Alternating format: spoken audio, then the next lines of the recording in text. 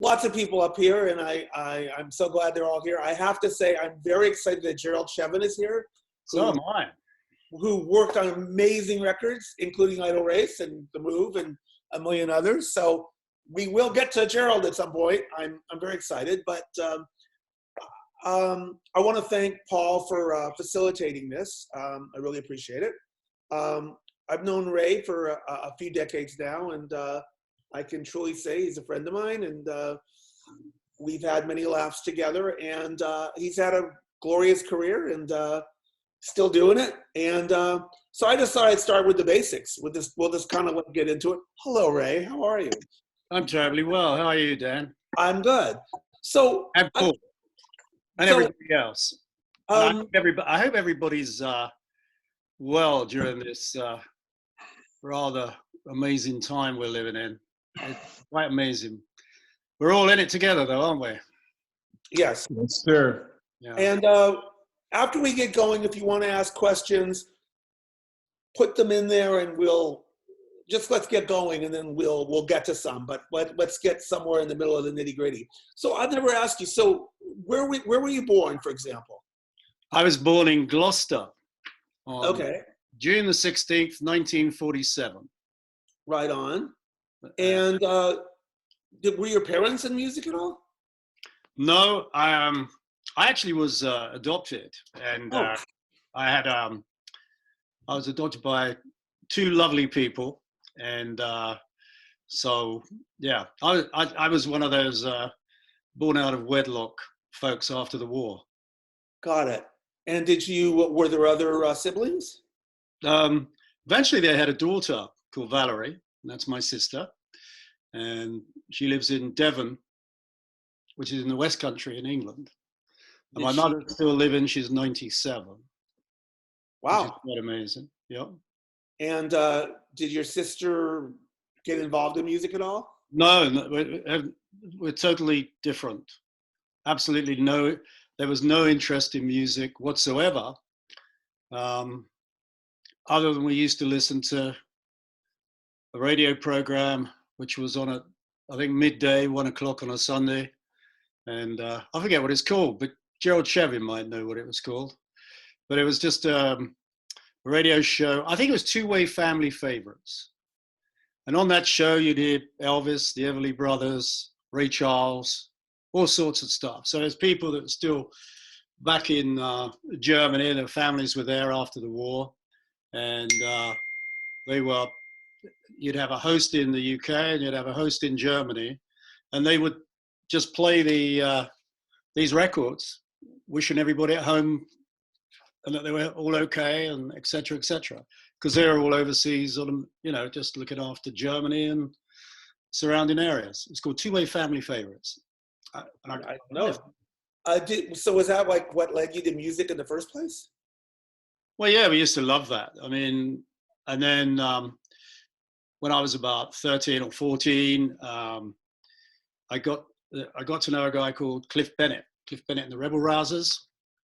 Yes. And I started following them around, and I loved the music they played because most of it was American songs, that they discovered by doing a lot of German bases, British bases, where the American forces were based over here.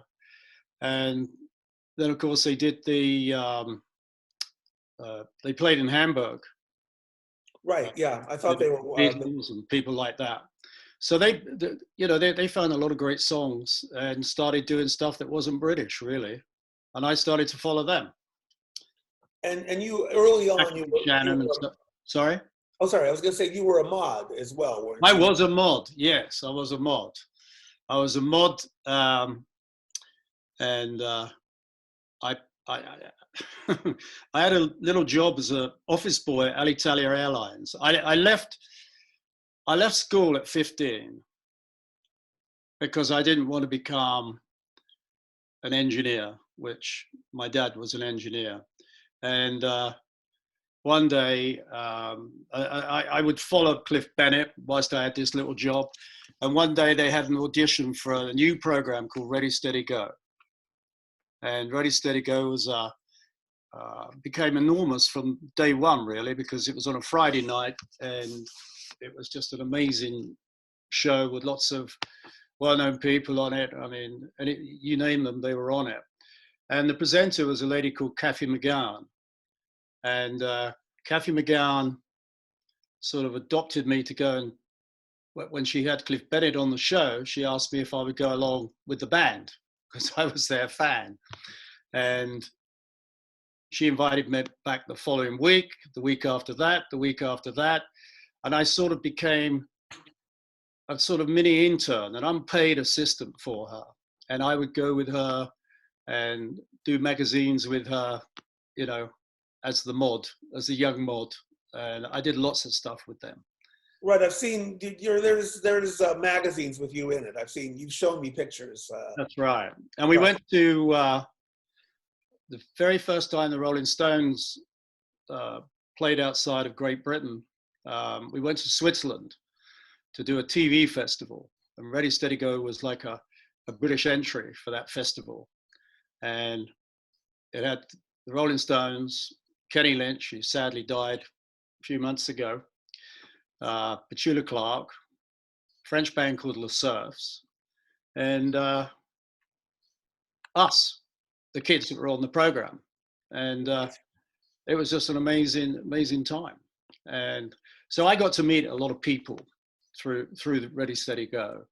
And one day Kathy said, why don't you try and audition to come on and be a presenter? And I was just too shy, very shy. And I said, I can't string two words together. So she said, well, I'm going to find you a proper job. And so she introduced me to a guy called Brian Somerville, right? Who was the Beatles.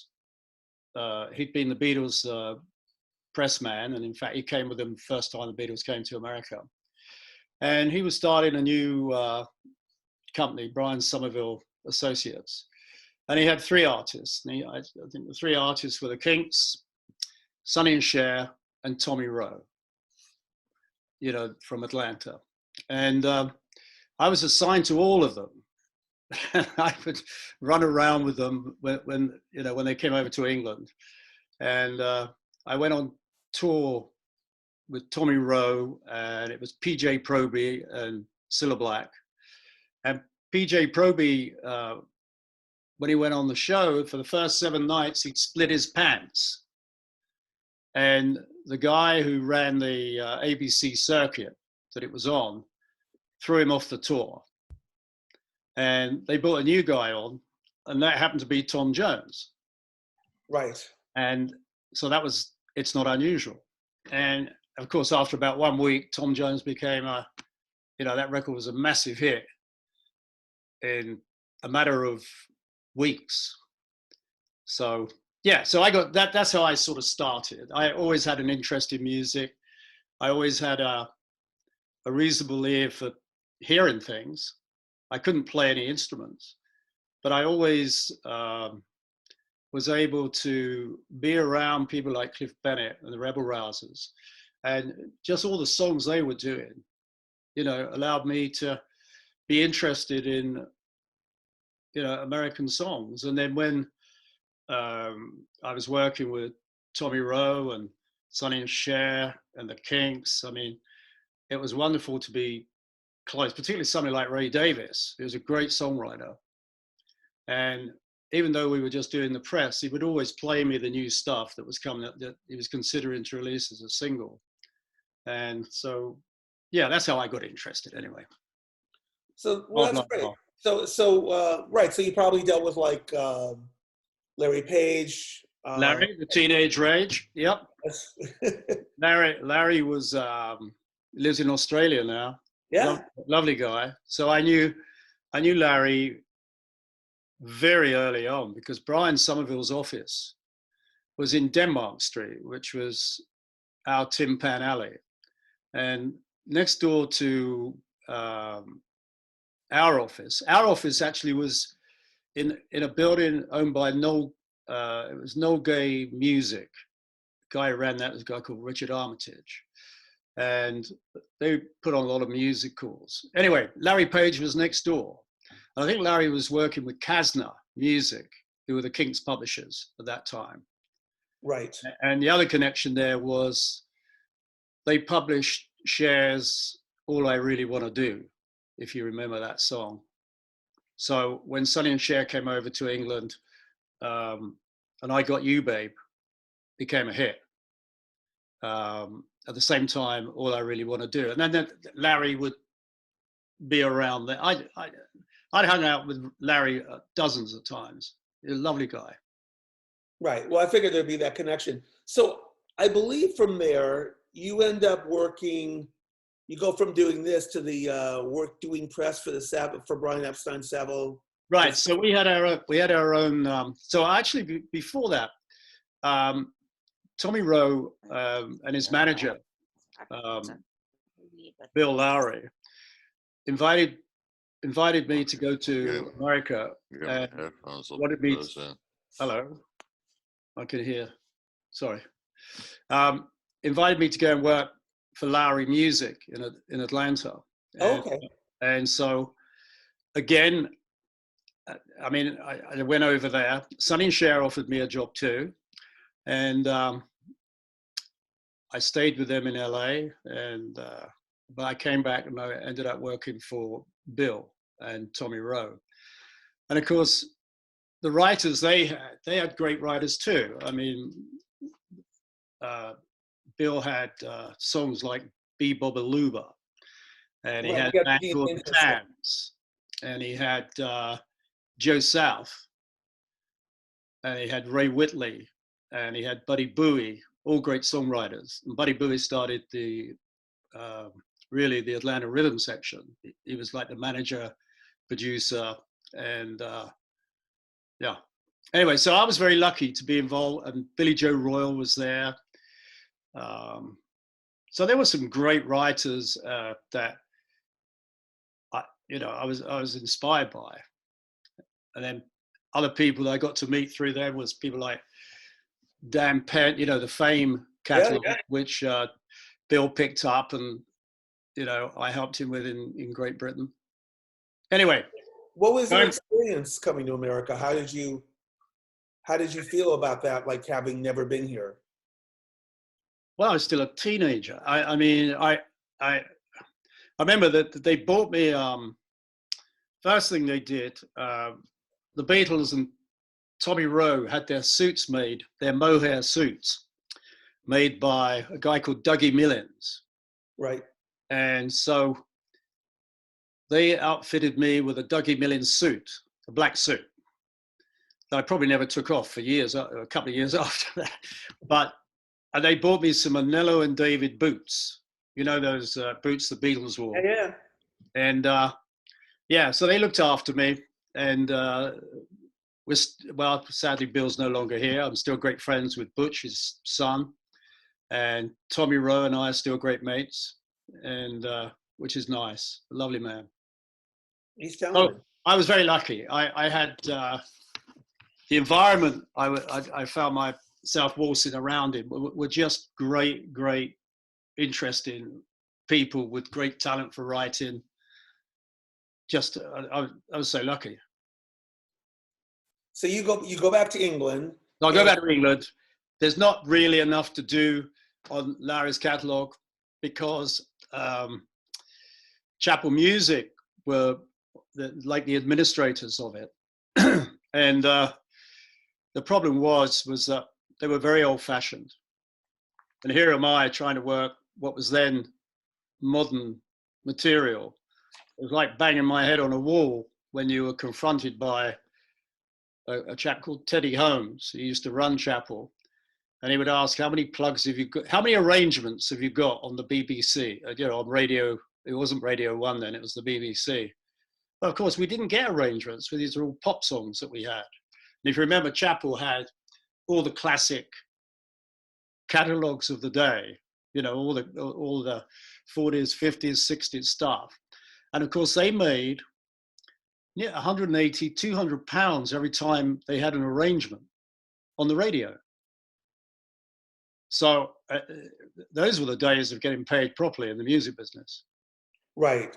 But it didn't really matter when you had a band or a single or an album. They were earning more money from arrangements. It was a different scene over there to what it was over here. So slowly, I got asked if I would. Well, basically, three of us moved into a flat in London, in a place called Bruton Place off Berkeley Square, and we decided to start a PR agency. So we started Mayfair Public Relations. And who were the partners? There was a guy called Simon Hayes and another chap called Ben Stack. And there was another guy who joined us a bit later on called Alan McDougall. And Ben Stack sort of looked after some artists at the time called The Fall. And they were two artists, Simone and Marika, who painted hair, all the theaters of hair, because they were pretty psychedelic, brilliant artists.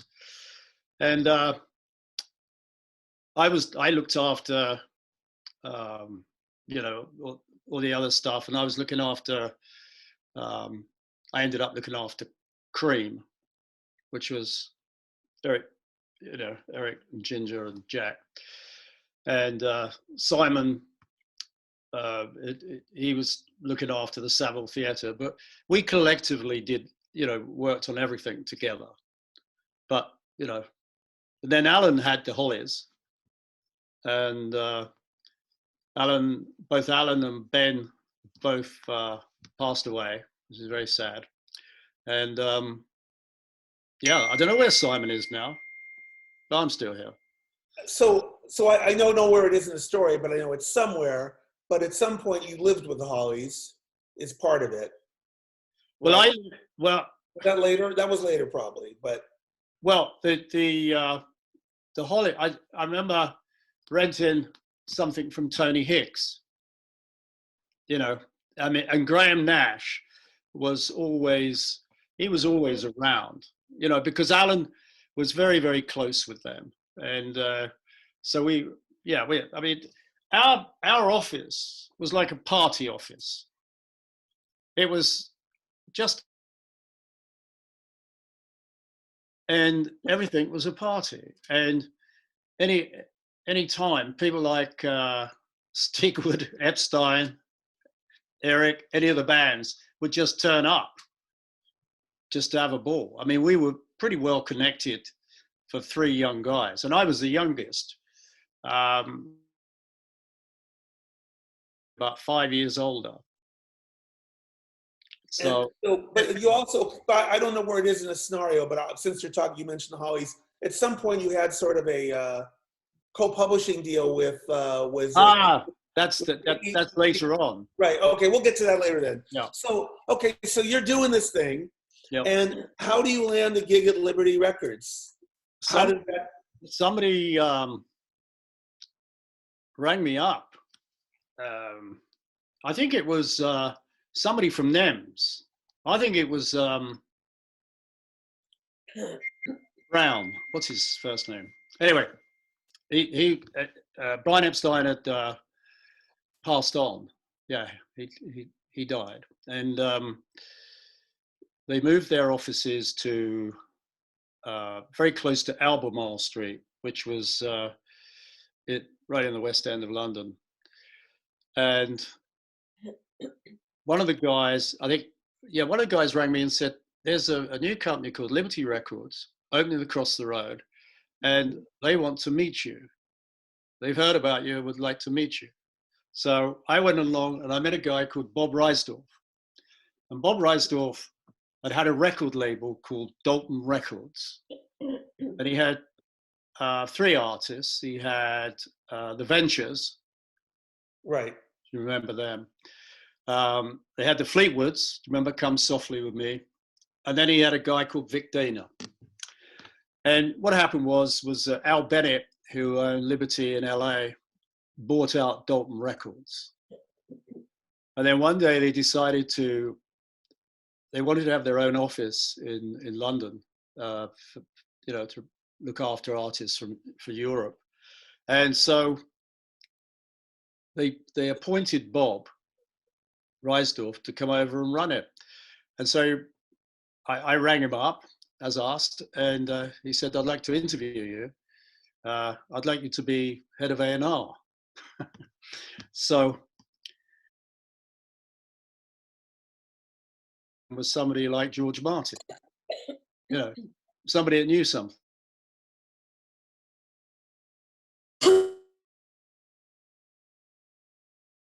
And anyway, I went along, and I managed to. I had to tell them I was a year older to get the job too, so I fibbed about my age. But they gave me the job, and so suddenly I'm there with it was about a staff of 3 or 4. And who were they? Who were the people? There was Andrew Lauder, who was Right. the assistant promotion man. Yeah. There was a guy called Ronnie Bell, who was the promotion man. Who else was there? There was, oh my gosh, trying to remember something. Oh, there was Carol, who eventually married Dick Lee. Do you remember Dick Lee? Yeah. Well, Yeah. he worked on a lot. And then there was an assistant to Bob. I can't. Well, that was Carol, and then there was an accountant, and that was basically it. And so we had to start. And there was Alan Keane, who came to run the publishing at Metric Music, which belonged to Liberty. And so I thought, well, I've got this job now as an A&R man. I had a very nice office. I had a nice table, which I didn't put my feet up on, which they show in Rocket Man. But I had a nice office. And I thought, what am I going to do? I've got to find new talent. I'm going to put an ad together. So that's the first thing you do? Well, yeah, because I mean, I had to let people know I was looking for artists. Okay. You know, and what better way to do it than put an ad? So we chose the New Musical Express, which I've got a copy here somewhere. But anyway, it was June the 17th, 1967. And I put that ad in the paper, and then, please respond to me at 11 Albemarle Street. And that's where it started. And I started to get postbags and postbags and postbags. Like we didn't have any of this stuff now, did we? So it was just mail and people sending in records and people ringing you. And I had all sorts of people arrive. I had some amazing people we couldn't sign. Paco Pina, have you ever heard of him? One of the greatest classical guitarists in the world, Spanish. And I remember him coming in and he sat down and performed for an hour and a half. We were gobsmacked. But the record company didn't want somebody like Paco Pina. But eventually things started to come in. And then one day we had Jerry Bron rang me up and came in, and we signed. He brought in the Bonzo Dog Doodah band, right, and an album called Gorilla. And so I asked Bob if we could sign them, and we eventually signed them. And then I remember Gerald Chevin, Dr. Gerald Chevin. Who's on here? Absolutely. It's delightful to see him. And Eddie Offord, his partner. Right. They'd been working with a band called the Idle Race. And they made a, I don't know, it was a demo, it was nearly a record. And I think they brought it around and we loved it. And I got Bob to sign the Idle Race. That's cool. Can we ask Gerald about it for a second? Yeah, please do. Gerald, can you hear us? Hey, Paul. Gerald? Is Gerald still here? I'm looking. I don't think he's on anymore. No, there he is. Is he muted though, Paul?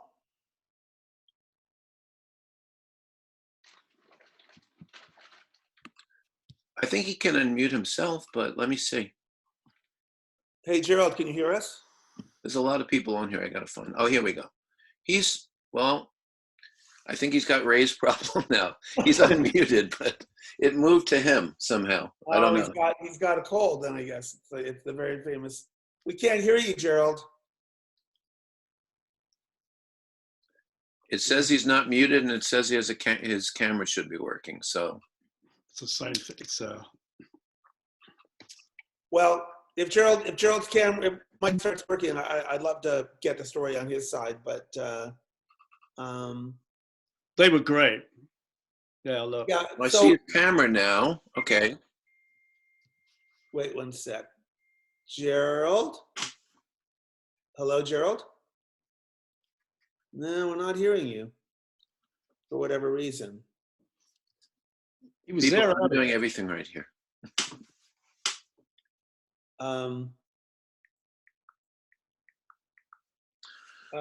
Gerald's saying hello. I'm going to leave him unmuted so that if he figures it out, he can just like jump in. Okay. Well, yeah. So I was kind of curious about how he found Idle Race with that he offered and brought it to. He says his mic is on, but we're not hearing him. What I did, I went to system preferences, and you've got to go in the privacy section, and then you've got to tick who you allow to hear you. And I think I ticked them all. There was Zoom, there was Skype, and there was that box. Can you not hear me at all? Yeah, hello. There we go. You can hear me now. Oh, wonderful. Well, How are you? Yeah, it's very late at night here, so I must have ticked the wrong box. well, I've only spoken to Gerald via Facebook, and he knows I'm a big fan. Gerald Chevin the Great. Worked on many amazing records. I'm so glad you're on here. So while we're in this story, right at the spot, how did you find Idle Race that he offered and take in demos and take them to Liberty? How did that happen? Well, they were just round the corner. Our studio was in New Bond Street. Albemarle Street was a 5-minute. We just took the demo, I think it must have been a demo acetate, round to Ray. I think he quite liked it, and the rest was history. Unfortunately, the group, the Idle Race, whilst we liked the general public in terms of what they bought and how successful they were in the great scheme of things, didn't really go for it, which was a real shame. But I do remember taking Jeff Lynne to what was then called EMI Studios, because all my mates worked as sound engineers at EMI. I took him to, well, it's now Abbey Road. He begged me to go to see the Beatles being recorded. They did the White Album, and you can just work out what happened after that with Jeff and the Beatles, absolutely fantastic. So Jeff was obviously outstandingly talented, even back then, and I could see, because I worked with so many different people, but I could see that Jeff was going to go places, and so did Ray, I guess. And he did, and he has, and he's incredibly successful. I am in touch, actually, Ray, with some of the other guys from the Idle Race. Oh, me too. Oh, are you? Oh, right, Yeah, right. Dave, I speak to Dave Pritchard. Yeah, and Roger? Roger. Yeah. Oh, right. I didn't realise that. Well, when you were in England a little while ago, we should have got together, because I don't know when we're ever going to get together now with all this lark going on. I know. I've had to cancel a whole bunch of stuff. I did want to say, about Gerald, it's the engineering and production on the Idle Race records is incredible. And I don't know anybody that doesn't freak out about how Shazam by the Move sounds that you did. So those two records, I just know people always talk about. And but the Idle Race records have a very unique sound. Most people talk about what he did. Was it Imposters? I saw somebody there. Imposters. Yeah. Nice magazine. It was actually called Imposter of Life magazine. Yeah. But you told me, Ray, that it would break all the copyrights and everything with Life magazine. So we had to go back into the studio, and I overdubbed S's. Do you remember that? Yeah. I spent the whole night overdubbing S's to make word life to life. That is true, isn't it? Yeah, I forgot about that. Yeah, unbelievable. Oh gosh, that's great. So I was on the record, but only doing the S's. But what, Gerald? I used to call you Peanuts, didn't I? Yeah, I still don't really know why. Yeah, okay. So Peanuts was a professor, and you always reminded me of Professor. So I just, that's why. But anyway, because I liked you very much. You were a great guy, and you still are. And it was just great because you had two enthusiastic people, you and Eddie. And you had these guys from Birmingham that were just a great group of people, weren't they? They're all lovely, lovely folks. And when I started to hear the things that they were coming up with and what Jerry and Eddie were doing, I wanted to sign them immediately to the company. But you know what? I always had a problem with Bob Reisdorf, because he said, but they haven't constructed the songs right. And it didn't matter, did it? It's just the way that they were just so unique. Yeah. And the demos that Jeff made were just brilliant. They were just brilliant. Where are those demos? Well, I had some. Mm. Are they still in that shed? They're still in the shed in Great Britain somewhere. Yeah. I know where they are. Yeah. But but they were fantastic. And I remember I was so impressed, and Metric was so slow that we started the Sugartown Publishing Company, didn't we? Yeah. The Sugartown Publishing Company, music and publishing company. Now that's a question. Okay, so you're doing, you're running the A&R, and you sign Idle Race, and then you start a publishing entity.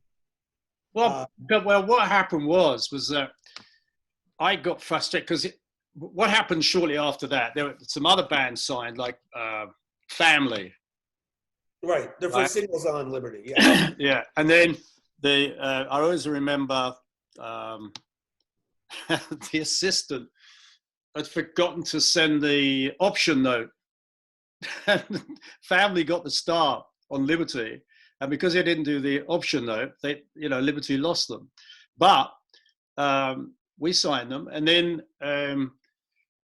Elton or Reg rang up for a meeting, and I'm trying to get back to the publishing bit in a minute. Yeah, wait, one question, because my friend Andrew Sandoval is asking, why did you call it Sugartown? Sorry? Why did you call it Sugartown? Oh, I just thought it was do you remember the song? Was it Nancy Sinatra? Was it Lee Hayton? Yeah. Yeah, and I always thought, that must be a pretty cool place, Sugartown. Sweet, lovely. And it was just my fantasy of just a silly name. And that's how it began. But what was happening was these great people were coming in. Metric were a bit slow to react. And every so often, I'd want to help somebody. And certainly the Idle Race, I just absolutely loved. And I absolutely loved Elton. And then, he came in and he asked if he could see me. So he sat down and I asked him to play the piano, play some songs.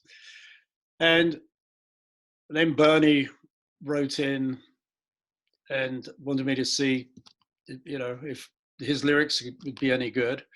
And the lyrics were out there. And I always thought, well, they're different. And that's how, when Elton had told me he couldn't write, I'd gone to make demos with Elton at Regent Sound in Denmark Street. But in the meantime, I had those lyrics and I gave those to Elton. And that's how it, basically started. And in the meantime, back to the Idle Race, I really got so involved with the Idle Race. I became their manager. And I also started the Sugartown Publishing Company. In fact, we did pretty well. We were, we had, we had so much, didn't we, Jerry? We had so much airplay, didn't we? We had so much, we did every radio program. One of the top jockeys was a fan of a guy called Kenny Everett.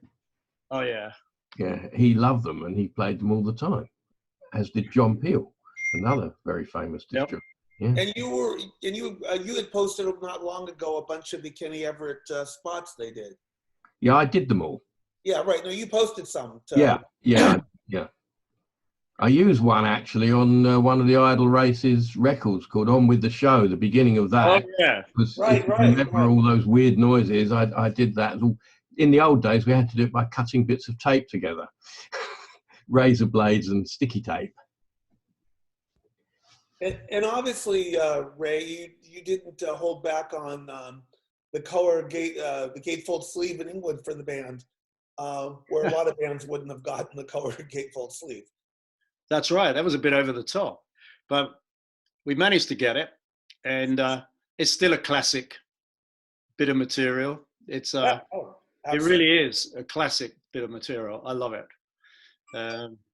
Yeah, great. So my friend Andrew says first credit for Sugartown publishing an Idol Race record is 1969. Prior to that, they are a metric music. They're what? Prior to that, he says they are metric music. Well, they might have been administered by Metric Music in America. They were. So that's the difference. So Sugartown was my company, and Metric administered it. Right. That's the only way I could get away with it. So when you signed, you also signed Mike Batt, I believe, right? I did sign Mike Batt, yeah. So was he on Sugartown? No, he went straight. I think he went to Metric because Alan Keane liked Mike Batt. Okay, so the question I have then, you put Elton and Bernie together. It's not a shabby story. Metric didn't want them. Right, but so how did Sugartown not get them? Because Sugartown, hadn't been really formed at that point. Okay. When Elton and Bernie. So what I did with Elton and Bernie, we were going to, I wanted to help them. And I'd actually sent Elton to a couple of writers called Kirk Duncan, right? And Kirk Duncan was a keyboard player. And Nicky James was his partner, who was a singer. And the three of them started to do bits and pieces together. And then we all knew the Hollies very well. And the Hollies had a connection with Dick James because of they had Grauto, Graham, Allen, and Tony. That's how the name of their company. Well, I worked at Polygram, as you know, that's how we met, and we had the whole Dick James catalog. But you told me you had some connection. Yeah, so we thought, well, look, we're going to help Elton and Bernie, or Elton at that time, and we're going to form Naraki, Nicky, Ray, and Kirk. So it was just a play on Grauto. Right. And so we ended up doing an actual deal with Grauto, and then Elton and Bernie started to write stuff together. They started doing demos in the studio at Dick James, and meanwhile I'm back over here at Liberty Records, and then that's when I started to put a lot of time and effort into the Idol Race. And we did, I think we did a couple of albums. We did about 5 singles, didn't we, Jerry? And over a period of time. And then, and then it came to the point where Jeff got offered to join the Move. Yeah, which I recorded as well. You did. So, you know, and I guarantee, I mean, oh, by the way, one of the things I always remember, I managed to get, Jeff needed a Mellotron. Oh, God. And so I said, well, look, let me see if I can get an advance. So I got Metric to give Sugartown, I think, £1,000, because that's how much a Mellotron cost in those days. And yeah, that's it. So I gave Jeff the check for £1,000, and we went to a bank. And he paid it into the bank account, and all the Idol Race and myself was just standing around. And Jeff says, "Can I have £1,000, please?" So they gave him £1,000 in cash. And we all looked at it and just admired this pile of cash, which nobody had really seen in those days. We were all too young. And then he put it straight back in the bank and he went off and bought his Mellotron. And Jerry, I mean, Blackberry Way, that's Mellotron, isn't it? Yeah, I used to get so sick of repairing those things because they were always going wrong. Always going wrong. If I never see another one, it will be too soon. But yes, we use the Mellotron on an awful lot of things. Yeah. Great. I don't say you never quite knew who wrote what, but that's another story. But it was really a fabulous time. And then when we got to that must have lasted a couple of years, didn't it? Because we did lots of gigs. We did lots of, we did shows in Europe, and it just, we did Top of the Pops, and it just wouldn't break, would it? And anyway, the rest is history. I have a question. So were you aware that the album came out in America, and the single of Here We Go Round the Lemon Tree with My Father's Son came out in America? I mean, how did that even happen? Well, because it was pretty well forced, wasn't it? We had a guy, what was his name? Lee Mendel. Do you remember Lee Mendel? I don't. Oh, he used to be international for Liberty. Okay. I've even got, I've got a letter somewhere from him on the subject of the Bonzo Dog Doodah Band. Yeah, we made a video, and I think we exposed a woman's breast. And he complained that we couldn't use that in America because it would upset the TV companies. Right. And Lee was the guy. He was the point man, and it was his job to try and get our stuff released in America.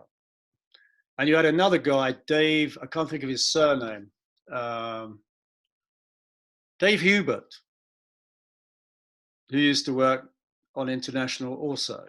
I think one was on International and Lee Mendel was on licensing. And yeah, we had a lot of people at Liberty in those days that, do you remember Mac Davis? Yeah. Well, Mac Davis worked for Metric Music. And we were good mates because we knew each other from Lowry Music because he used to live in Atlanta. And there's a question here from Andrew Sandoval, and he says, how did Liberty doing those crazy booklets on the Bonzo Dog Band Liberty albums? Well, because they were great, weren't they? Yes. It was just, it was just that you had a very, they had quite a strong, Jerry Braun, and he had a wife called Lillian, and they were a pretty strong couple. And it was just the enthusiasm of the day that allowed us. And Bob was quite an artistic bloke himself, Bob Reisdorf. When he had an enormous art collection. When he died, I think in 2002, he owned Picasso. He was always into art. And he made sure in the house, in the offices in Albemarle Street, there was art everywhere. So he was sympathetic to all these things. And also, to be honest, the Bonzos were an amazingly creative group of people. Yes. They were just outrageous. Well, it's funny. A woman who lives 2 doors from me, older woman, one day her brother came over and somehow it came into the subject of music. And he was like, oh, I was in a band. And I'm like, okay. And he says, you've never heard of us. And he said, the Bonzo Dog Band. He said, I was the American. It's Joel Druckmann, who's the one who's on We Are Normal. He's the American guy. He's like in that brief period, he's on the Bonzos. And it was one of these weird things. I say, yeah, I have all your records and I saw the Bonzo Dog Band, but you weren't in it. So two doors from me, Joel Druckmann, who was for that brief period in the Bonzos. Do you know, I tell you who pings me something once in a while is Legs Larry Smith. Ah, there you go. Well, he was the tap dancer, occasional drummer, and played the spoons, didn't he? Well, and he toured. You know, he toured He with toured Elton, with Eric Clapton. and he toured with Elton. He did a Oh, yes. tour, and Family opened, and he was part of Elton's show. Yeah, Elton- amazing guy. So, okay, so you did that. So you have the Elton thing. We should talk about it a bit. So you have it. You take it to Dick James. So at first he's writing songs. He's still But doing. he couldn't write lyrics, Right. and that's when I thought, well, he should meet Kirk and Nicky. And then the lyrics Bernie had written to me, and so I'd asked him to come down and see me, and I sent those lyrics on to Elton. I gave them to Elton, and say, have a look at these. They come from this guy that was written to me, and he can't write music. But it was a fact that they were so interested. You know, well, Bernie's brilliant. You know, Right. I mean, how lucky can you be to have worked with Elton and Bernie, Jeff Lynne? I mean, even Jerry Rafferty come up with some good stuff. I mean, great. You know, I've been so lucky. And you told me this. I know there's a couple stories, but you told me, like, I've heard that David Bowie would come in and try to. Oh yeah, he used to. Bonzo dog bands. Yeah, he used to love the Bonzo because if you listen to what was it, stuff like the Little Gnome, wasn't it? Little Gnome. Laughing. And then there was another one. I remember. It was cool. Oh yeah, there was a guy called Oscar. Well, you sing on this, right? Is that the story? And we all, they needed people to have do a bawdy backing vocal, and I was there, so we did it. And it was all, what was it called? All Coppers and Nanas. What was it? Over the Wall You Go. Right. All Coppers and Nanas. And so Bowie would write quite a lot of novelty stuff, and I knew him when he was Davy Jones, so I'd known him long before, you know. Then he had to change his name because Davy Jones and the Monkees. And many years later, you work with him again when you become a music supervisor. Yep, I worked with him on Absolute Beginners, Right. which was great, and yeah, great. Which is a big music film. It was a big music film. Another, I don't know, it's a bit of a cult thing. I always recommend, if you go and see that, go and see it in black and white rather than color, and it's got so much more atmosphere in it. But it's a very interesting. It was a great film to be involved with. Ray David, I mean, there's so many people in it. It's just amazing. Yeah, no, it is. It's a fun film. So okay, so you're at Liberty, and so now you're at some point you're managing Idle Race. Yeah. And you're managing Elton? No, so what happened was, sort of behind our backs, Dick ended up having a clear out in his office, but he signed Elton and Bernie on a little contract. I think they got 10 or 12 pounds a week, and he signed a few other people. There was a great guy who's still a great friend, Caleb Quay, incredible guitarist, who had a band called Hookfoot, and Caleb was working in the demo studio at Dick James, and so he added a lot of encouragement to Elton and Bernie. There was another guy there called Steve Brown. And anyway, so what happened was that when Jeff left the band, the Idle Race, you know, and then a guy called Peter Walsh, Starlight Artists. I've still got a load of the contracts, Gerald. I was showed. Okay. I know. They're quite funny. Anyway, and also, yeah, all sorts of things. Anyway, it came to a point where this wasn't going to happen for me or the band, you know, because the band had lost their, they were great as a band, weren't they? They were a great unit together. And when Jeff left, they really didn't have the same buzz. So I had a phone call from Elton, asking me would I be his manager, because Dick James had signed his publishing agreement, his agent's agreement, every agreement you could possibly have. And he wanted to get somebody separate from Dick. So he asked me to do it. And he said, Dick will sell the agreement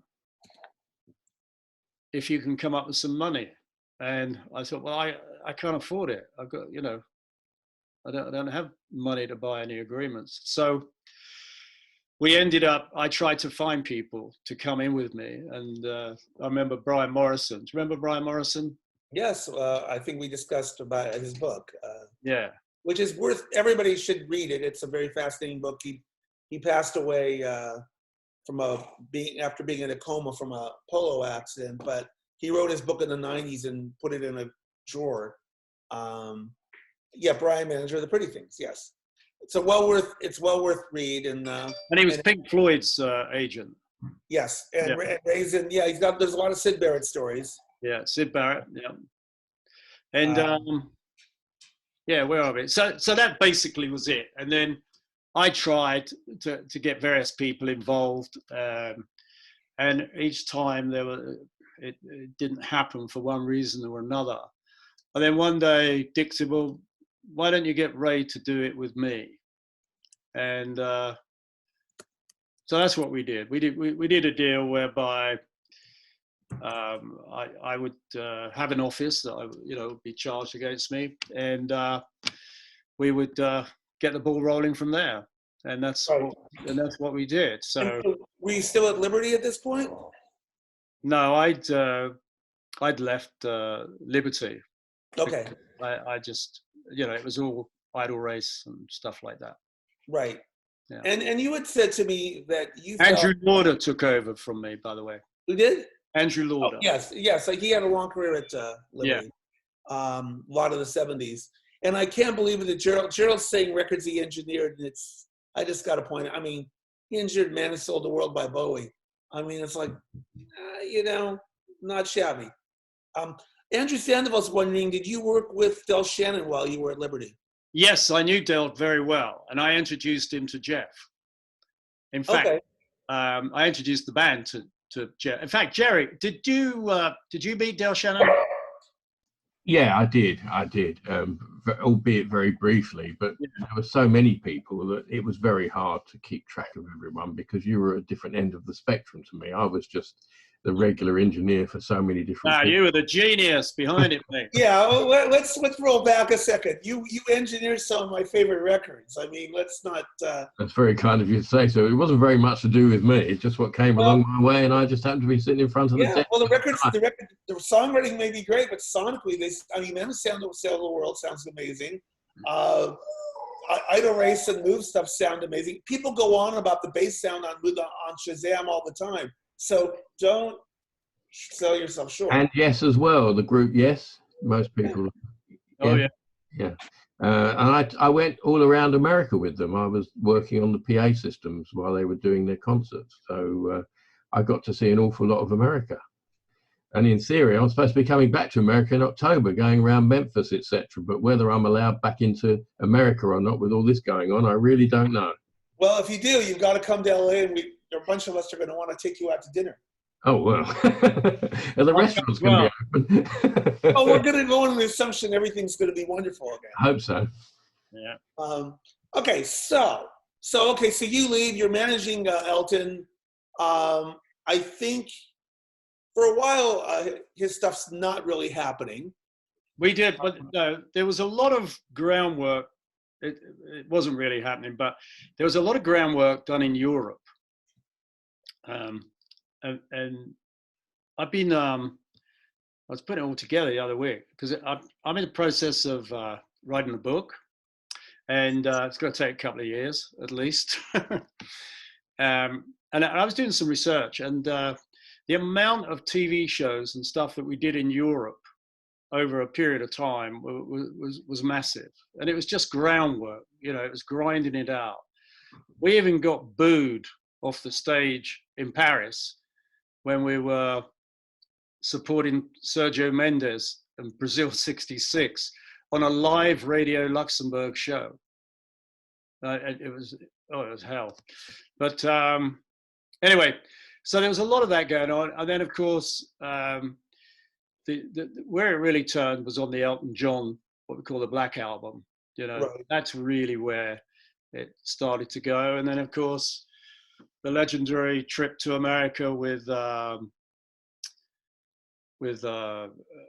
know, over to the Troubadour, and that was quite an amazing thing. And I believe Russ Regan is really involved in making Elton. Russ was.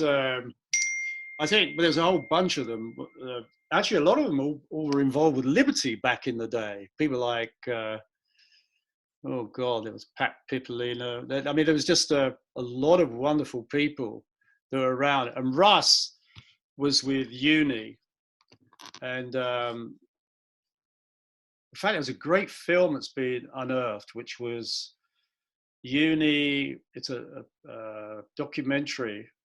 Whether you've come across it, which Mike Maitland did for Uni Records, and Russ was like the real brilliant promotion man, just brilliant.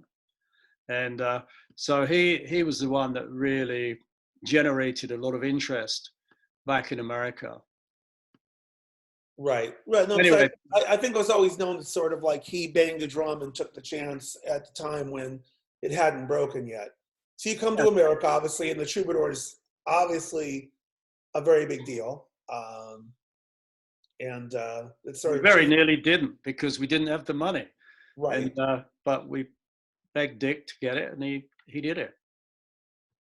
And how, obviously the movie's made, and well, just because we're on the subject, how do you feel you're portrayed, even though it's not really exactly your story of yourself, but you've got a big part in it? Yeah, I was very fortunate. I was surprised.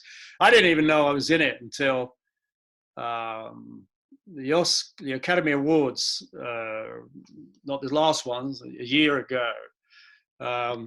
They were going through the best actor and best actress, and there was an ad in the middle of it, and it said, "Coming soon," and it was the Elton John movie. I thought, there's a guy there with his feet up on the table. Is that meant to be me? And I remember I just went up on the internet and I found out, yeah, that was a guy playing me. So it was sort of interesting it took a bit of time getting used to, you know. And you met him, the actor and everything. Oh yeah, I've had lunch with him a couple of times. Very great guy, Charlie Rowe. Right. Smashing guy. And well, what can I say? It's a true fantasy, isn't it? I mean, it's a great bit of entertainment, you know. And I know. I mean, you know, from knowing you pretty well, I know it's a bittersweet thing because your Elton thing stops pretty shortly after the Troubadour, and yeah, but we all got together, well, a few times since then. But in November, he was very generous. We got together, and where was it? In Charlotte, and he did an enormous shout out, and I mean, it was just massive. So, and he's done some nice things. So. How did Bernie Taupin lose his accent completely, even though he lives in LA?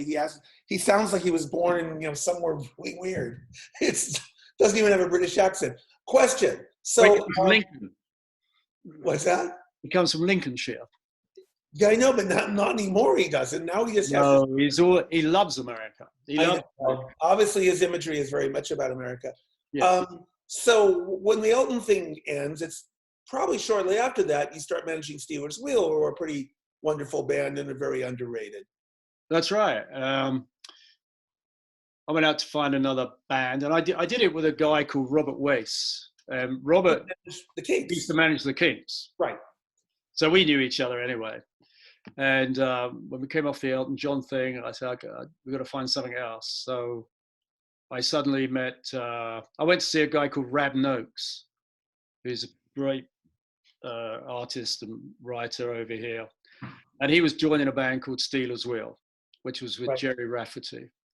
So I went up to Scotland and I met them, and we became we got involved and tried to get Steelers Wheel going. And basically, we ended up putting a load of radio shows and bits and bobs together. And I went out and hawked a deal. And we ended up with a deal with A&M Records with Jerry Moss. And then we got, we had a connection with Lieber and Stoller. And we got Lieber and Stoller to come and produce them. And of course, what was that like? What was the chemistry? Amazing. I mean, those two guys had never recorded an artist, I believe, without ever recording their own songs. And on this occasion, it was just Jerry, you know, there were Rafferty Egan songs.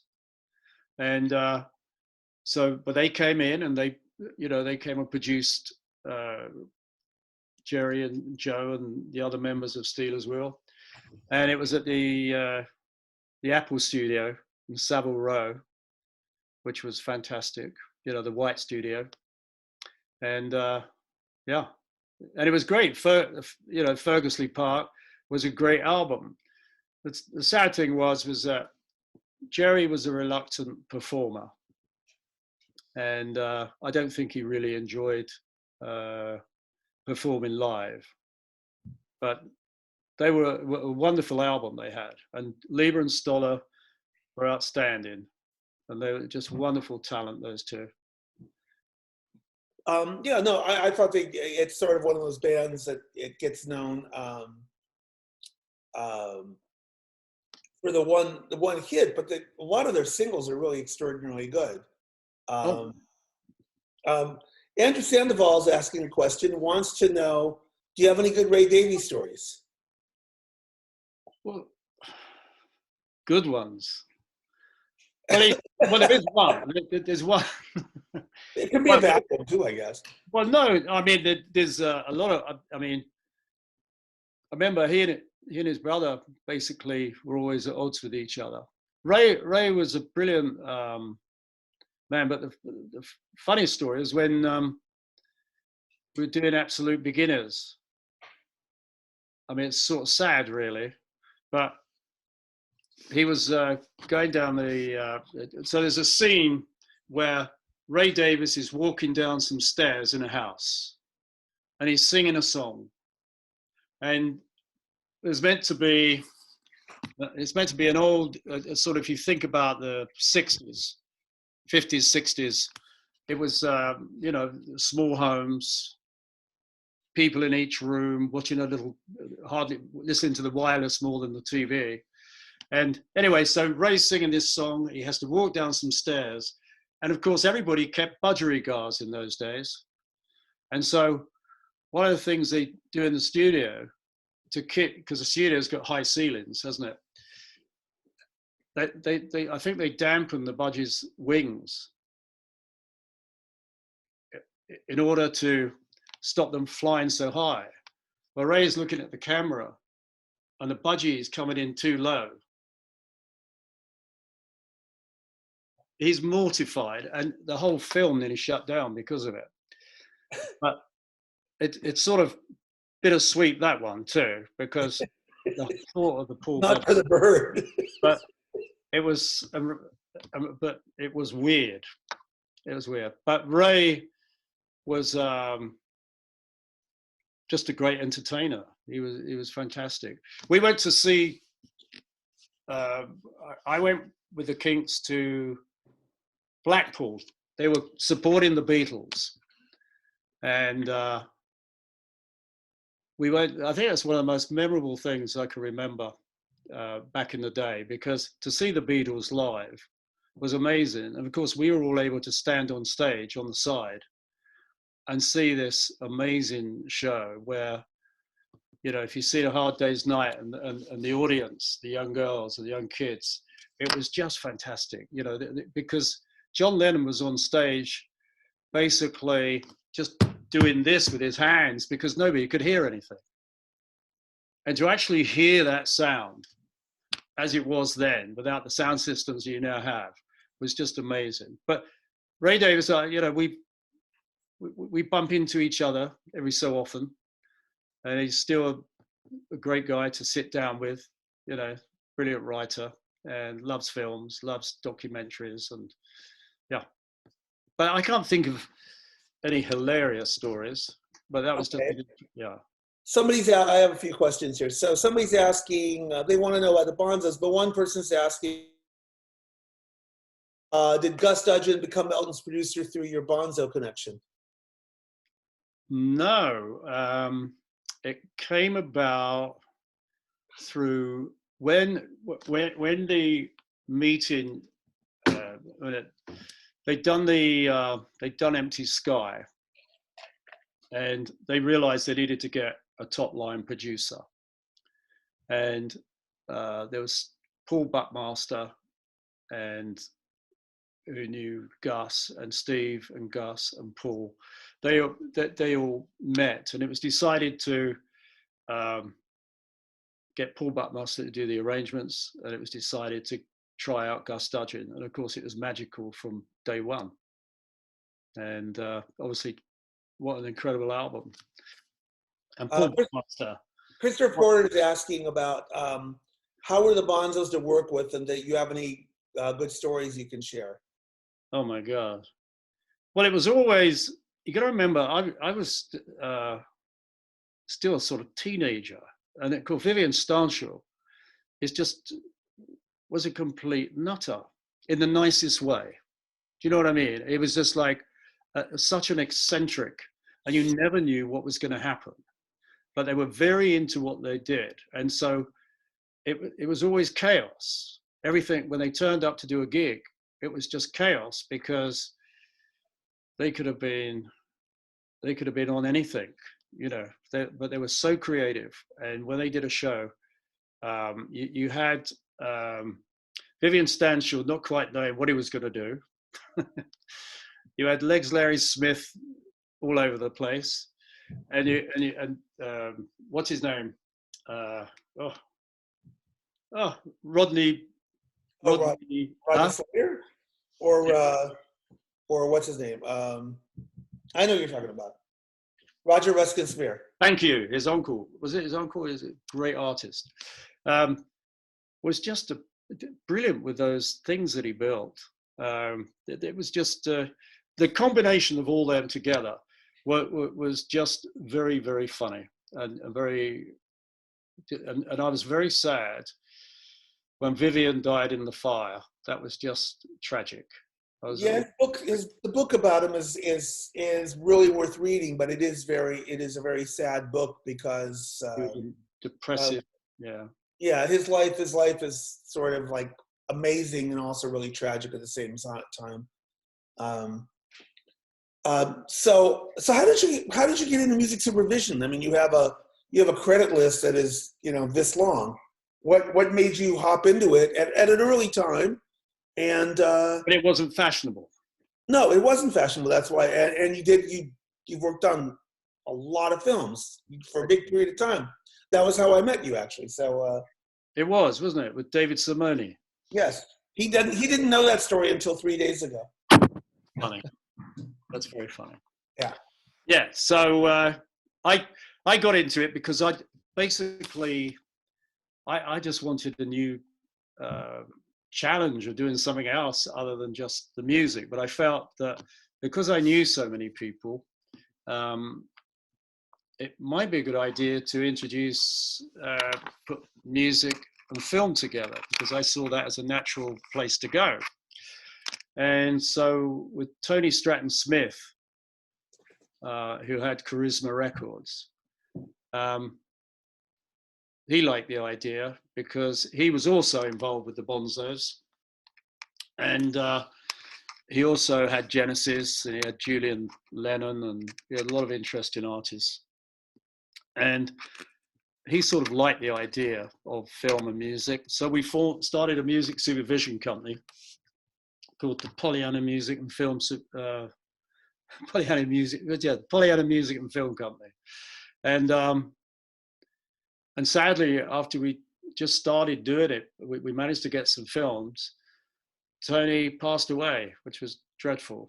And but if it wasn't for him, we wouldn't have got the start we got. And then I was very fortunate and met some good producers and did some really good films with some great people, with Jeremy Thomas, and who was the producer of The Last Emperor.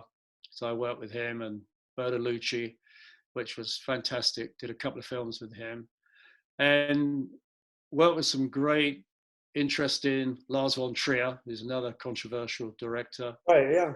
And in turn, worked with some wonderful composers, Hans Zimmer, and worked with us in the very early days. He was so good. And then Alexander Desplat, I worked on a few films with him at the early part of his career. Eric Serra, who worked with Luc Besson, etc., etc. And Stanley Myers, who Hans worked for very early on. And sadly, these guys aren't around anymore. Well, Alexander is, thank God. But yeah. Okay. Well, why don't I open up, if people want to ask a couple questions and come on, they should. Sakamoto, I just saw a thing on there. Yeah, wonderful. So if somebody wants to ask any questions and they want to do it on camera, I think that's cool. Anybody want to? I know I've seen some on the side, but if you want to, maybe they're muted. Paul, I don't know where Paul is. I could see a thing here about Howard Shore. Oh yeah, I see that. Yeah, I worked with Howard Shore. Yeah, that was on Naked Lunch. I should have mentioned Howard Shore because he was great. Wonderful. I think people can turn their cameras on themselves. And if they're trying and they can't, they can unmute themselves and tell me, and I'll find them and I'll turn their camera on. But I think they can control that themselves. Okay. Well, I thought, if people want to ask a few questions, feel free. I know that Andrew knows a lot. And Andrew's is working on a Bonzo Dog Band project right now, so he might. Okay, wait, what is it? Where is Andrew? Is he still here, or did he jump? There's Andrew. I had my audio muted so that. Oh, it's okay. So we're opening it up, and I thought you might have a question or two since you're working on the Bonzo thing. And well, I'll answer Ray's question, which is that it's a complete box set of every one of their Liberty albums. Oh, so wow. Gorilla, Donut and Granny's Greenhouse, Tadpoles, Keynsham, every BBC session that is extant, every outtake I've had in all of the multi-tracks, got them all dubbed over with outtakes and other bits and pieces, as well as the pre-Liberty recordings, which were done for Parlophone. They had 2 singles they issued and an unissued single as well, which were much. You cut out there. You froze. He's shy. It's a teaser. It's got the Parlophone material as well. But it's Neil Innes before he passed on. Oh. And, he named the box set Enough, meaning I've had enough of this, there's enough on there. So it's also got DVDs of them on Do Not Adjust Your Set. Yep. And Color Me Pop. They're what consists of a Color Me Pop show. So that's all that's on the box set. That's fantastic. Did you meet Larry Smith? I haven't met him in person before. I've exchanged emails with him. So yeah. I tried to help Legs many years ago to try and get this stuff going, because at that time EMI just were not, they were into many other things. But I'm glad you've done that. That's fantastic. Yeah. So it should be. We'll see what the schedule is now that everything is on pause for a bit, but it is in progress, and it's coming from a label called Snapper in the UK, who've done a license. It's now controlled by Warner Music, who owns something called the Parlophone Label Group, which is everything that's UK content that's not the Beatles, that they got out of Universal. So, did they get? I think Vivian did some books and stuff and recordings with Tony Stratton Smith. Yes, he did. Yeah. Yeah. So, just as probably Andrew and I are very big fans of BBC sessions. So I was wondering if either Gerald or Ray, if you ever went to any of the recordings of any of the BBC sessions of any bands you worked with. Oh yeah, all of them. Yeah, me too. Everyone. It was great. It was a hoot. The engineers were very strange guys, though. They were just getting paid a standard amount of money, and they weren't terribly interested in music or engineering, I don't think. But I liked people like Jeff Griffin and the producers, John Walters. Do you remember them? Yeah. Yeah, they were. But they were legendary sessions. They've got some great stuff, the BBC. Yeah, and the studio's running up the road again, just Yeah. along the way. Yeah.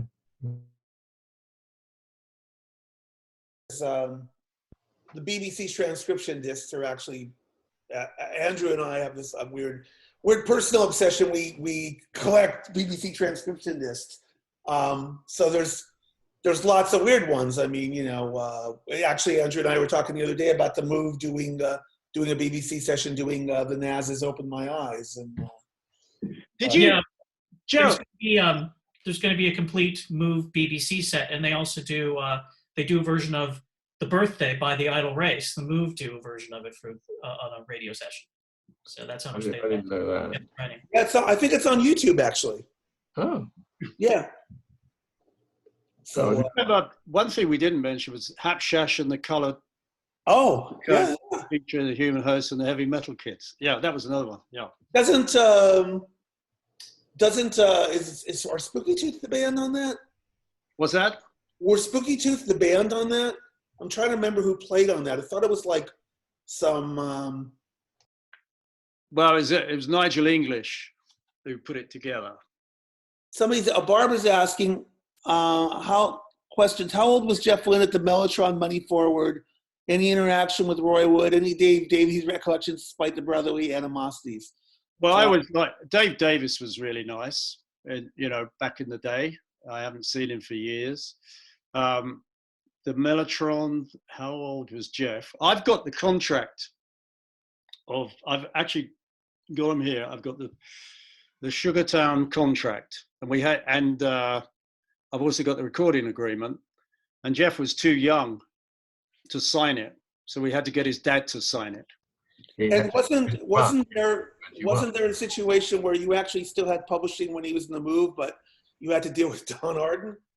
Oh my God, that was that was ELO. I had,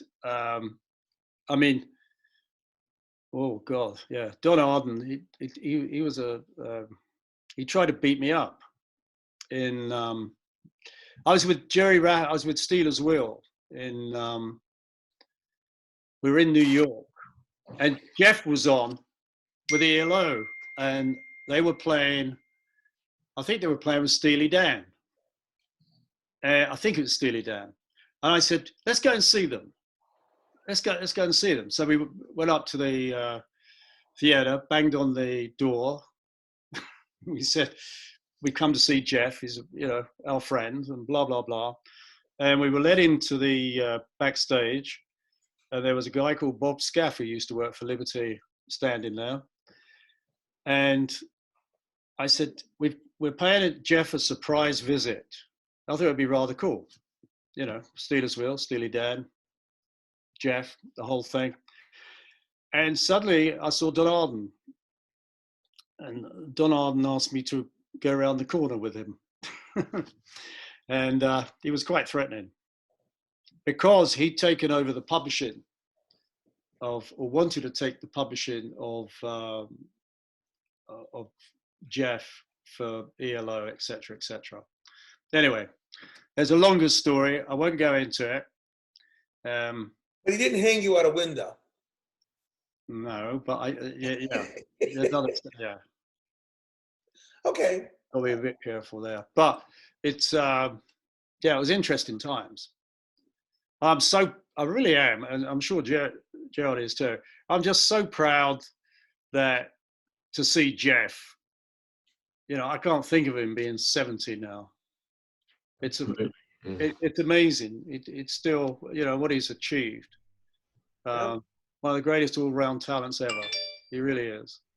Absolutely right. I totally agree with you. Yeah. Genius. So somebody said yes. about the Habsash that Spooky Tooth, Brian Jones, Mickey Finn, Tony McPhee, and others played with Habsash.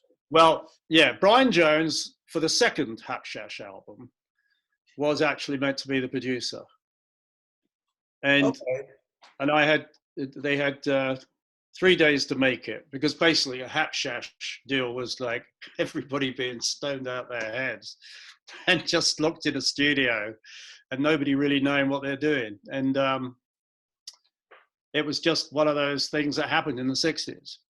And I remember going there on a Saturday to see how they were doing. And all I could see was Brian Jones out of his head in a line in the corner, surrounded by 3 or 4 girls, and there was nothing happening. And I knew I was going to get into big trouble from Bob, because I convinced Bob to do the second album. And then I think, and so we got it together. And then Mike Batt, I think, did another one with them after that. His singles on Liberty are actually worth a lot of money. Are they? Yeah. Gerald says that was just a normal Saturday. So Andrew Sandoval saying, when you were with Nems and Stigwood, did you work with the Bee Gees at all? No. There's your answer, Andrew. No. But feel free. Anybody we knew them. What's that? We knew them, but we didn't work. Right. With them. Okay. Anybody have questions they want to ask themselves? Please feel free. Were the Groundhogs on Liberty at that point? Or was it later? Yeah, my God, that was really Andrew Lauder. Okay. He was a big. When Andrew took over, I'm trying to think what order. Was it Mike Batt? Then Mike Batt became a head of A&R. But Andrew, he was a great record man, Andrew. Who signed the Penny Peeps? I got one. I did. I signed the Penny Peeps. Those are worth money. So, really? Ask Andrew. Andrew, are they worth money? Give me a postcard. Remember that? They're worth money. They're worth Model Village. Oh my God. Somebody, Andrew's asking, can Gerald talk about recording the move? Oh yeah, go on, Gerald. Gerald? Okay, I'm here. Can you hear me? Yeah. Yeah, I'm good, because it's getting late here now. Things stop working after about 11:30. We're going to wind you up. It is England. No, broadband's still working. Recording the move. Well, the producer of the move was a guy called Denny Cordell, who I did a few other things with, the Moody Blues and various other people. And Denny said to me, you've got to come to this club in Birmingham, which is where they're from, and it's called the Cedar Club. And we all drove down to Birmingham, which was quite a long way because there were no freeways in those days. It was all funny old roads. And we got there, and there was a massive great queue or line outside the club. But because we were, in inverted commas, VIPs, we were straight in, sitting down, drinks in hand. And then this amazing group came on. And Denny said to me, if they're not going to be number one, then I'll eat my hat. First record we did with them was called Night of Fear, which was a very big record. I don't know how big it was stateside, but I think it got to number one in the UK. And then a few other records, I Can Hear the Grass Grow. And then we had a brand new radio station open up in the UK about 1967. And it was the first non-pirate radio station. And the very first record that they played was called Flowers in the Rain, which was a very big deal because it was, millions and millions of people were listening to it. And then the studio, we used to be based in New Bond Street.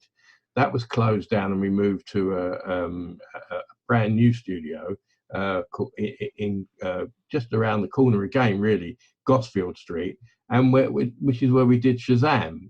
And that took, quite a few weeks to record. The studio was literally being built around us as we were recording it. So there's all bits of brick dust and everything landing on us, but it was good fun, and we had a great time. And unfortunately, The lead singer, a guy called Carl Wayne, is no longer with us.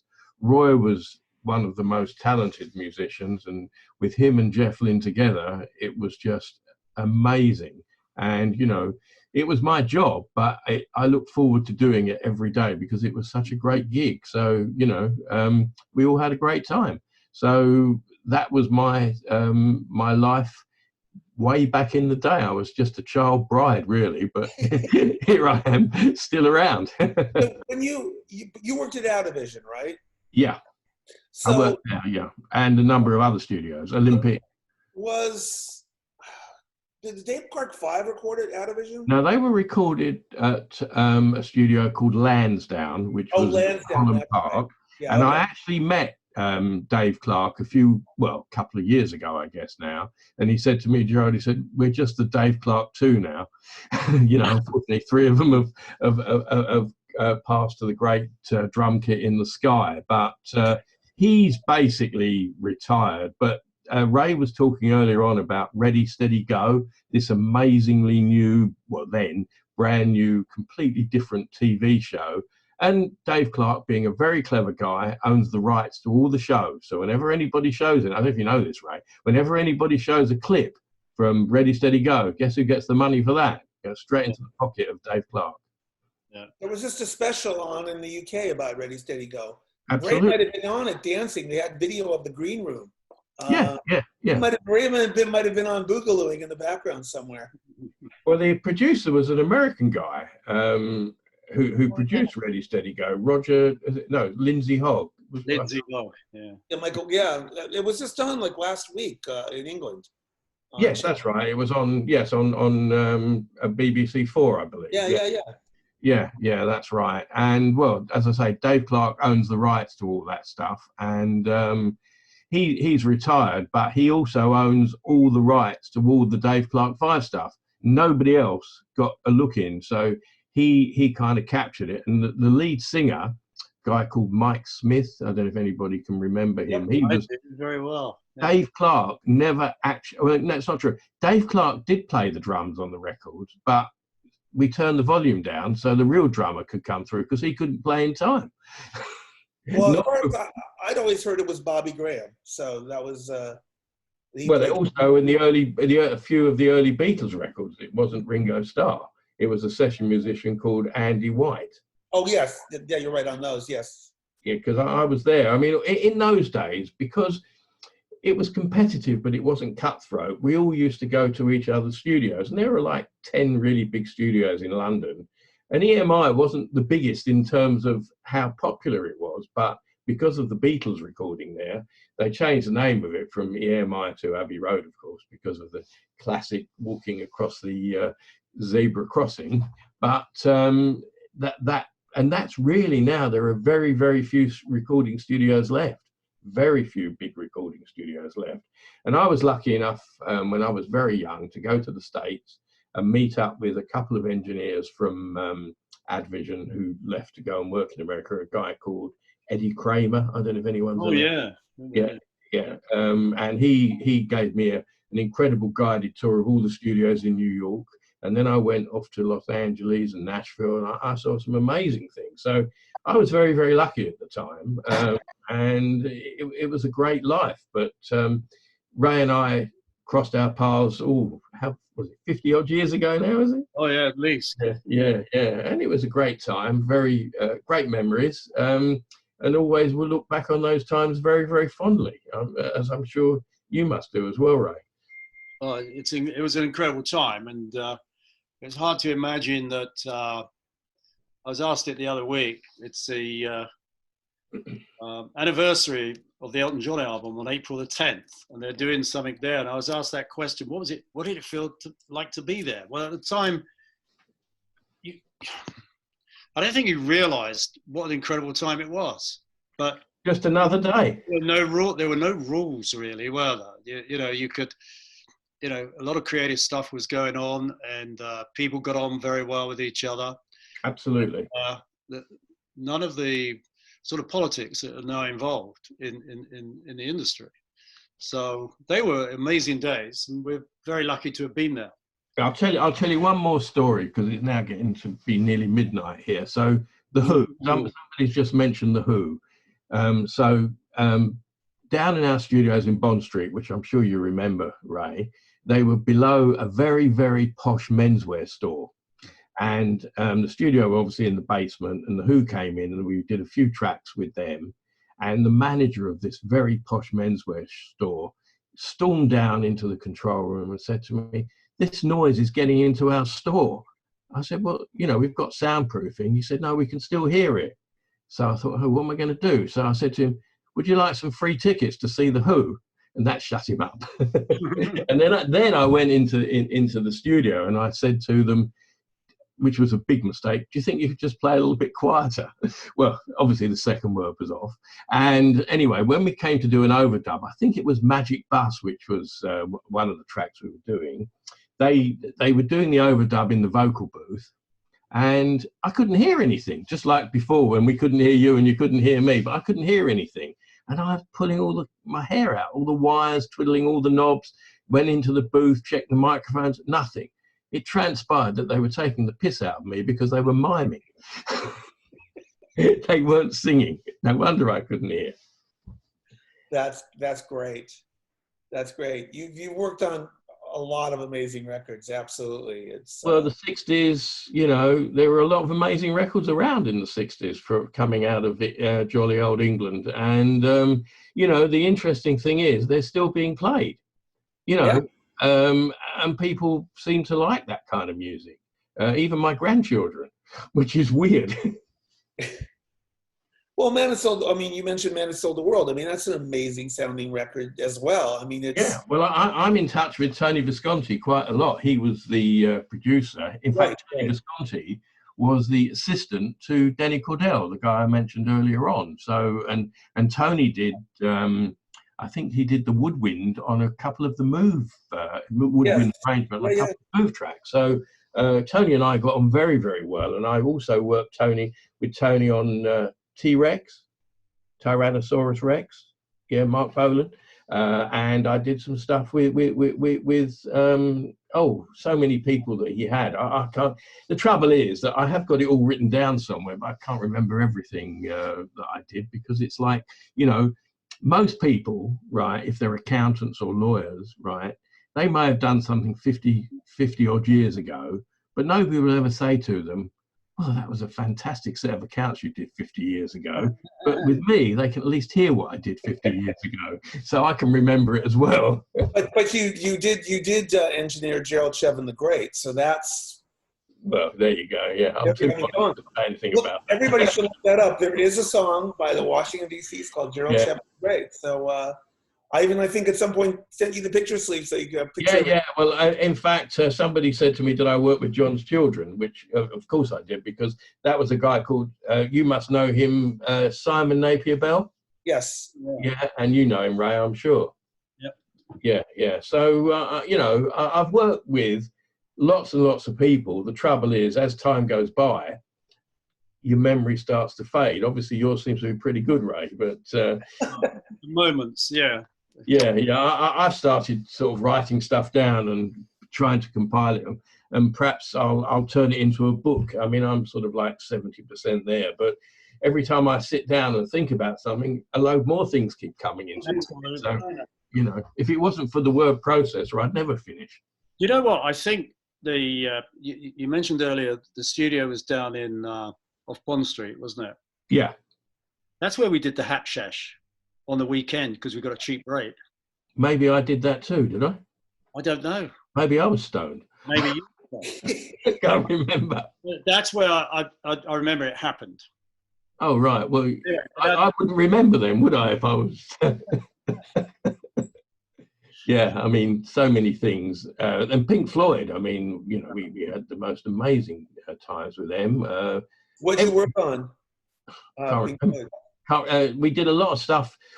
Advision was called Advision because they did a lot of what we used to call in those days music to picture. So they would do the backing track to a movie. They'd show the movie and then they'd do the backing track. And we did a few films, and one of the films was with Pink Floyd, but at the moment, I can't remember the title. Risky something or other? Sorry? Was it called that film with Pink Floyd? Wasn't that Zabriskie? Yeah. Zabriskie Point, was it? Risky Point. Yeah, Zabriskie. Yeah, that's it. Yeah. And we did all that music. Yeah, and they kept me up for 4 days. In those days, I could stay up past midnight, but not anymore. Yes, I remember that quite well now. You mentioned it. Yeah. So here we are. Well, I can't thank you both and everybody for showing up enough for coming on. It was an experiment to see on a Sunday afternoon. Or evening. Or late evening. Well, we need to get Gerald a pillow. Next time, pillows will be sent over in advance. Oh, that's fine. Lovely. Thank you. Really appreciate it. I thank Paul so much for hosting this on Zoom. Thank you very much. In the blast. It was fascinating to hear all this stuff, and thank you so much. Was Jonathan Rosner on earlier? I saw his name up there. I did. Yeah, because his dad was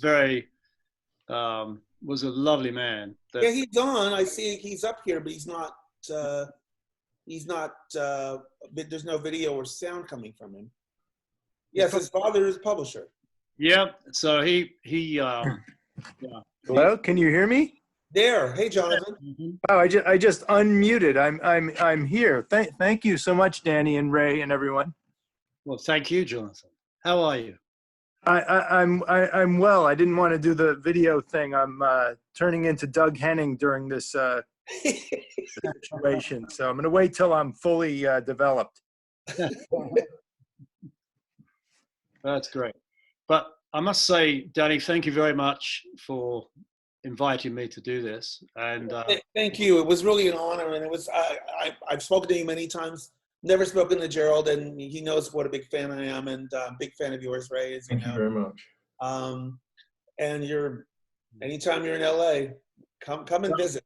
If they ever allow me to leave England, one day. I have to have a word with your president. He's banned all of us from coming over. Boo on that. By the way, this has all been recorded too, so I can send a link to Danny if anybody wants to watch this almost 2 hours of really fascinating no stuff. Wonder But it is recorded, all the video and the audio. Oh, lovely.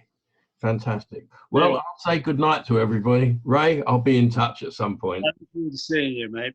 Take care, Gerald. Bye. Bye. Thanks, Danny. Thank you so much. Again, true honor and appreciate it. Thank you, everybody, for showing up. We're going to do a regular record club next Sunday with playing music. And everybody will be chatting more. So thank you all. And everybody really, really stay safe.